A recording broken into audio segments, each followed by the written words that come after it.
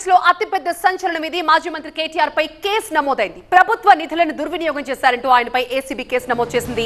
కేటీఆర్ పై మొత్తం 4 సెక్షన్ల కింద కేసులు నమోదు చేసింది ఏసీబీ. 13(1)(a), 13(2) పీసీ యాక్ట్ కింద కేసులు నమోదు చేశారు. మరో 2 కేసులు 409, 120B కింద నమోదయ్యాయి కేసులు. 4 సెక్షన్లు నాన్ బెయిలబుల్ కేసులే పెట్టింది ఏసీబీ. A1 గా కేటీఆర్, A2 గా అరవింద్ కుమార్, A3 గా బిఎల్ఎన్ రెడ్డి వీళ్ళ ముగ్గురిని చేర్చారు. అధికార దుర్వినియోగం కింద ప్రివెన్షన్ ఆఫ్ కరప్షన్ యాక్ట్ కింద కేసులు నమోదయ్యాయి. ఆర్బీఐ మార్గదర్శకాలకు విరుద్ధంగా FEO సంస్థకు నిధులు బదలాయించినట్లుగా ఆరోపణలున్నాయి. భారతీయ కరెన్సీలో విదేశీ సంస్థకి నిధులు మంజూరు చేసినట్టుగా తెలుస్తోంది.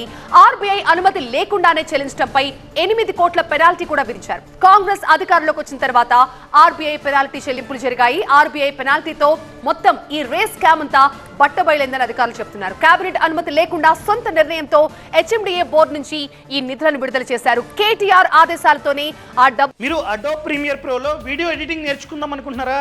అయితే ఫ్రీడమ్ యాప్లో ఉన్నటువంటి ఈ ప్రాక్టికల్ కోర్సుని చూడడానికి ఇప్పుడే ఫ్రీడమ్ యాప్ని డౌన్లోడ్ చేసుకోండి. డబ్బులు చెల్లించినట్లుగా HMDA అధికారులు చెప్తున్నారు. గ్రూప్ ఆఫ్ మినిస్టర్స్ అనుమతి లేకుండా ఈ ఆదేశాలు ఇచ్చారు.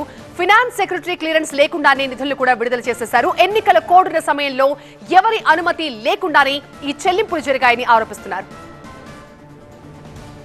ఈరోజు బాధ కలిగేది ఏంటంటే రేవంత్ రెడ్డి గారు కానీ ఈ ప్రభుత్వం ఏం చేస్తుంది, మేమేదైనా ప్రశ్నిస్తే మమ్మల్ని దబాయించుడు, ఎంక్వైరీల పేరు మీద అక్రమ కేసులు పెట్టుడు, ఇదే కదా మీరు చేసేది. ఇవాళ మా కేటీఆర్ గారి మీద అన్యాయంగా రాష్ట్రం కోసం ఆయన పనిచేస్తే, రాష్ట్ర ఇమేజ్ను పెంచే ప్రయత్నం చేస్తే కేటీఆర్ గారి మీద కేసు పెడుతున్నారు. మహేశ్వర్ రెడ్డి గారు వాస్తవాలు మాట్లాడితే మా గొంతు నొక్కడానికి ఇవాళ ఈ కార్ రేసింగ్ మీద మహేశ్వర్ రెడ్డి గారు. థ్యాంక్ యూ అధ్యక్ష. ఇప్పుడే చెప్తా ఉన్నారు నాకు మిత్రులు వచ్చి, మా ఎమ్మెల్యేలు చెప్తా ఉన్నారు, నేను తమరిని రిక్వెస్ట్ చేస్తా ఉన్నా సార్, తమరిని రిక్వెస్ట్ చేస్తా ఉన్నా, ఏదో శాసనసభ సమావేశాలు జరుగుతున్న సందర్భంగా నేను మిమ్మల్ని రిక్వెస్ట్ చేస్తా ఉన్నా సార్, ప్రభుత్వాన్ని కూడా కోరుతా ఉన్నా, నిజంగా ఈ ప్రభుత్వానికి చిత్తశుద్ధి ఉంటే, ఈ ప్రభుత్వానికి ఏమైనా ప్రజలకు వాస్తవాలు తెలవాలన్న విషయంలో వారికి ఏమైనా నిజంగానే ధైర్యం ఉంటే దయచేసి ఈ రేసులో ఏదో కుంభకోణం జరిగిందన్నారు కదా, దాని మీద చర్చ పెట్టండి, మొత్తం సమాధానం చెప్పడానికి నేను సిద్ధంగా ఉన్నానని చెప్పి మీ ద్వారా తెలియజేస్తా ఉన్నా. ఇప్పుడే చెప్తా ఉన్నారు నాకు మిత్రులు వచ్చి, మా ఎమ్మెల్యేలు చెప్తా ఉన్నారు, నేను తమరిని రిక్వెస్ట్ చేస్తా ఉన్నా సార్, తమరిని రిక్వెస్ట్ చేస్తా ఉన్నా, ఏదో శాసనసభ సమావేశాలు జరుగుతున్న సందర్భంగా నేను మిమ్మల్ని రిక్వెస్ట్ చేస్తా ఉన్నా సార్, ప్రభుత్వాన్ని కూడా కోరుతా ఉన్నా, నిజంగా ఈ ప్రభుత్వానికి చిత్తశుద్ధి ఉంటే, ఈ ప్రభుత్వానికి ఏమైనా ప్రజలకు వాస్తవాలు తెలవాలన్న విషయంలో వారికి ఏమైనా నిజంగానే ధైర్యం ఉంటే దయచేసి ఈ రేసులో ఏదో కుంభకోణం జరిగిందన్నారు కదా, దాని మీద చర్చ పెట్టండి, మొత్తం సమాధానం చెప్పడానికి నేను సిద్ధంగా ఉన్నానని చెప్పి మీ ద్వారా తెలియజేస్తా ఉన్నా.